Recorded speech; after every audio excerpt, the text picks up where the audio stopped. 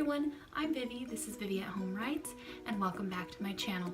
It's baby nap time. So today's video, I'll be doing the AuthorTube Newbie tag and the Hello World tag. Please don't forget to click the link to subscribe and follow me on social media for more stuff on my new mom writer journey. All the links are going to be in the description box below or on vmlawrence.com. So let's get to today's video.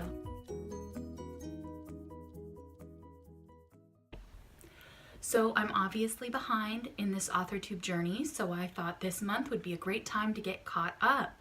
I'm going to be doing a series of the tags that are on AuthorTube, and I thought today I'd start with the obvious first two, the AuthorTube Newbie tag and the Hello World Newbie tag.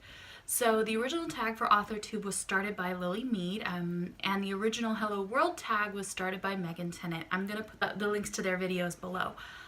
So the questions are pretty similar on both sides, so there might be a few double ups. I'm going to combine them on the questions, so I'm just going to jump right in.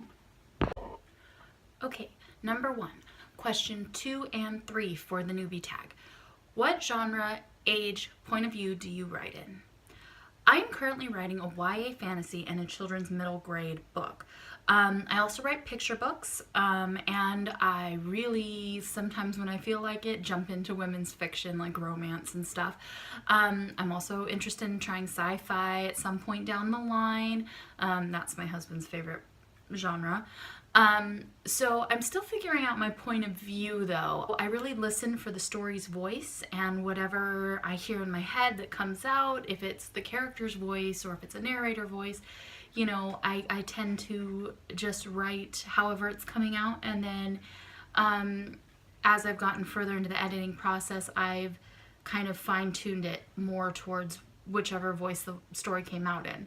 That's just, I know that's probably not a straight answer, but that's just how I'm doing it. Number 2, question 8 in the newbie tag. When did you start writing, and what stage of the journey are you currently in, and how long have you written?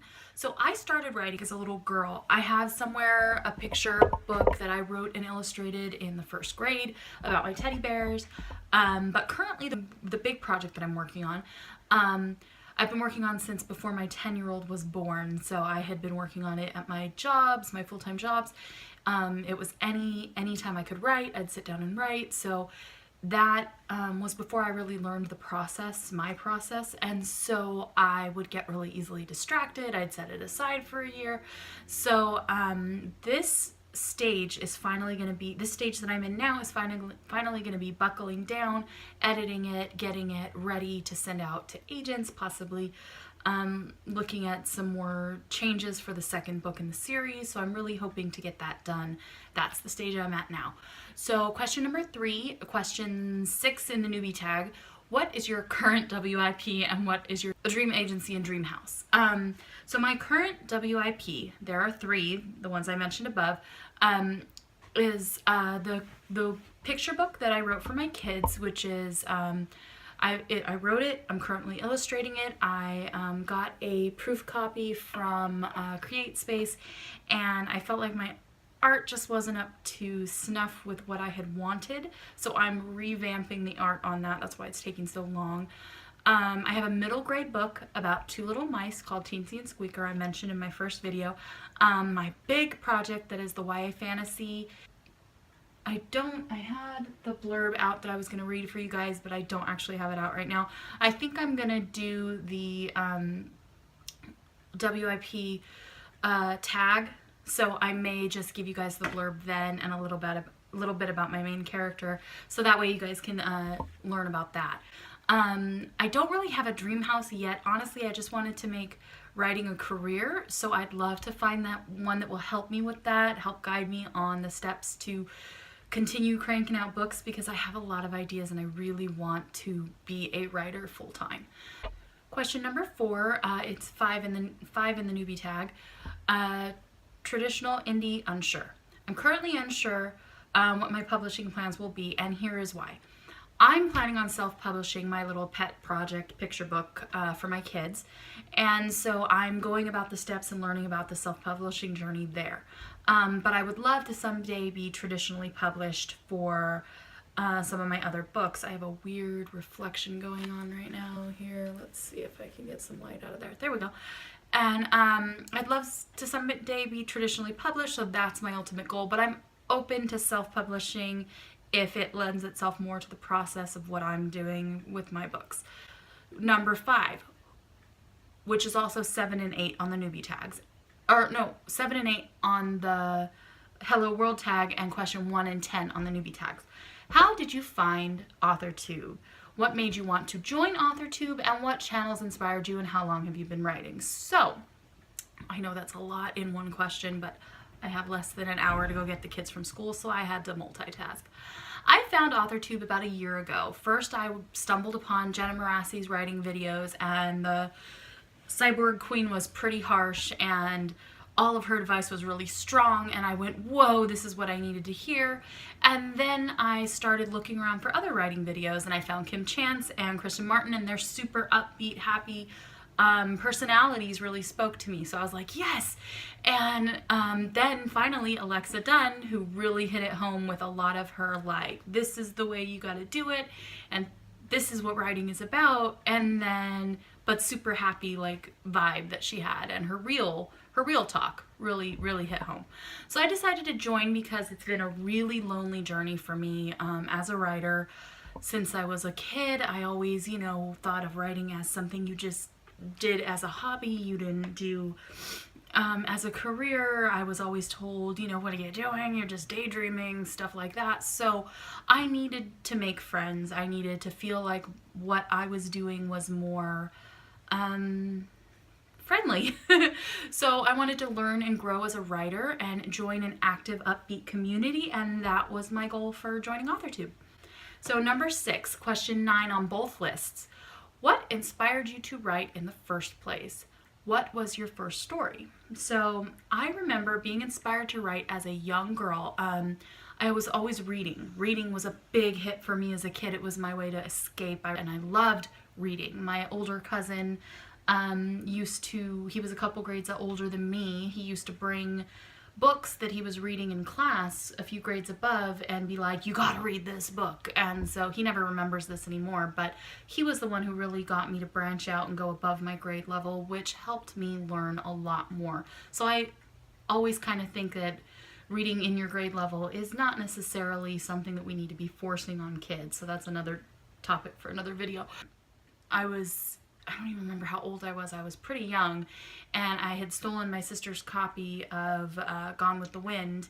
I basically breezed through it in like 3 days of I would hang out in my sister's car in the back of her, old classic car, and I just read and read and read and read. Sparked a fire in me, and I would go to the library and I would get even more books, and I started writing for myself. I wasn't just writing little fairy tales anymore. I was writing books at that time.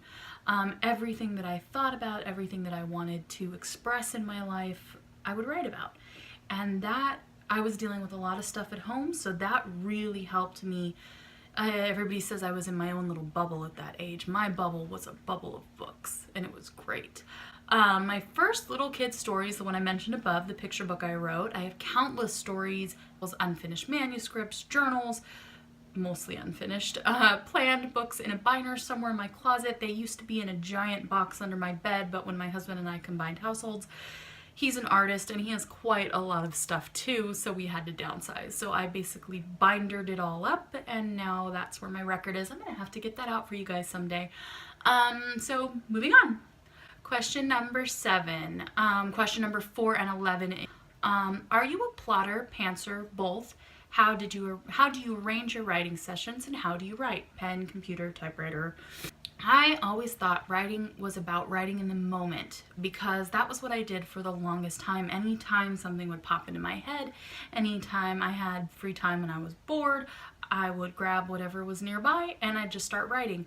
So I thought I was a pantser for a long time. When I finally started writing my first book, it was always when it hit. And I first heard about being a plotter versus a pantser, and I realized there's a reason I've never finished a draft. So I've never gotten fully to the stage of this is beautiful, it's been edited. So planning has been really important over the last couple of years, and it's what's actually moved my writing way further ahead. So I think I have to be a plancer. I have to plan to know where I'm going so that I can sit down during my writing sessions and just write without a guide. So my writing sessions have always been when I can fit them in. As you can tell, I've got 3 kids. So as a mom, I'm in high demand.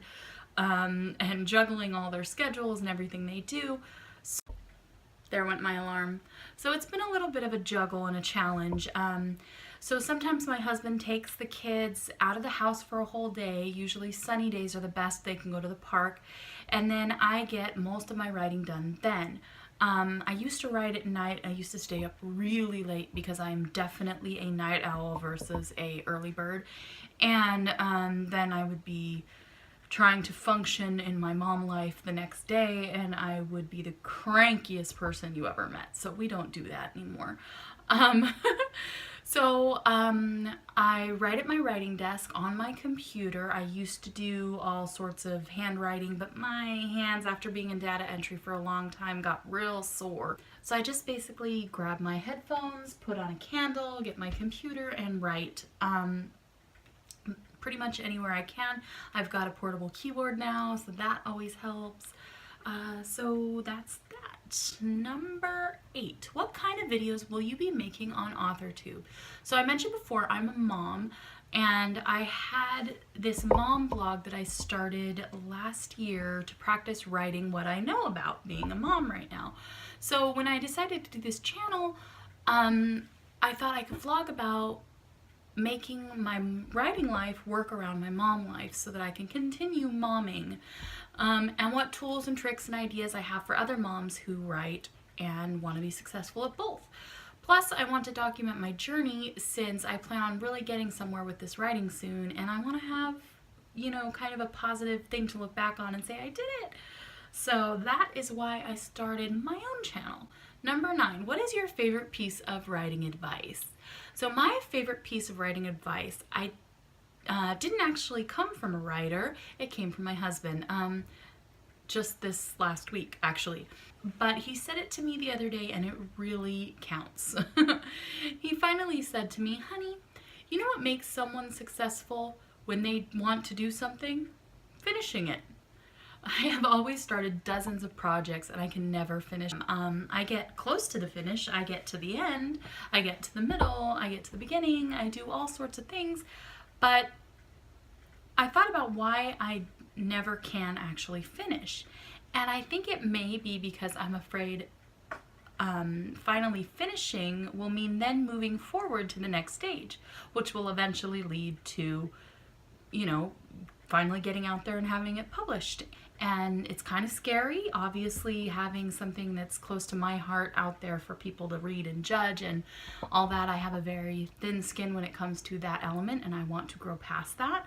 That would mean I'd succeed at my goal of being a published author. So for me, that was just the best piece of advice I could have gotten recently, was just to finish something I've been working on, because that will get you to your ultimate goal. So number 10, that leads me to number 10. It's going to be my bonus question since I doubled up on a bunch of the questions from both tags. I had an extra spot. So my bonus question since I doubled up was, who is your biggest fan or cheerleader? And I'm going to say my biggest fan or cheerleader was my husband. And the backstory behind that is that I grew up in a household where my single working mom didn't want us to struggle the way she did. Her big thing was go work. And I went right into the job field, but I was a creative at heart and I never got that encouragement. So it was basically one of those things that was tucked away in a corner most of my life. When I met my husband,